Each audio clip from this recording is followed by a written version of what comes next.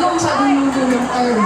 Talaga ang goal ng DepEd ay mag-aral na tayo ng maigi para naman tumaas palalo yung kalidad ng edukasyon sa Pilipinas. Ayan, so purely classroom instruction, then aral remediation. Pamilyar po kayo sa aral?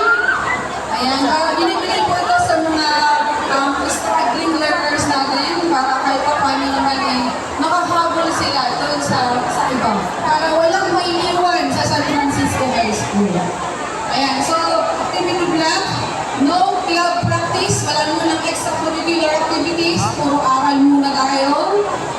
Yung mga celebration na ginaganap, anong celebration kapag July? Nutrition man. Kapag August, ganun wika. September, ganun naman.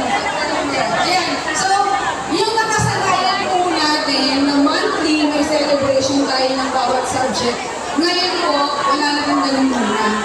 Lahat sila, pwedeng i-integrate na sa loob ng classroom. Halimbawa, ako po, TNA teacher ako. Tapos, nutrition month, sakto sa July, nutrition month. So, hindi na po kami program na mapapatawag dito sa court at magpapulong program. Ang gagawin namin, i-integrate na lang po namin sa oras ng klase namin. Kung hindi man posible yun, gagawin na lang po siya sa dulong-dulong term. Kasi nga po ang goal, no disruption of classes. Nakakasunod po? Okay, so, ano ba? Aral remediation. Yan nga, nabibigay tayo ng mga remediation sa ating mga struggling learners. Teaching and learning. Then, after that, syempre may lab summative test. Nagbibigay tayo ng summative test. Yung kanina, nagbigay tayo ng diagnostic. Hindi wala pa sila masyadong knowledge. So, since nagturo na si teacher, sa loob ng ilang buwan, pwede na magbigay ng summative test. Hindi na pwedeng mababa ang score dito. Kailangan mataas na. Kasi nagturo na si teacher. Okay?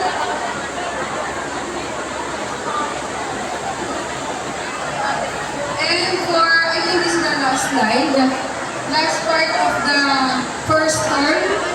Continuous lang tayo, aral program activities. Nakapag-exam na, meron na tayo, pwede na mag-compute ng grades si teacher. Ayun na, computation of grades. And accomplishment of school forms. Gawa-gawa na ng mga forms ng mga teachers, gawa ng card, ng mga form 37. Then, school-initiated programs, activities.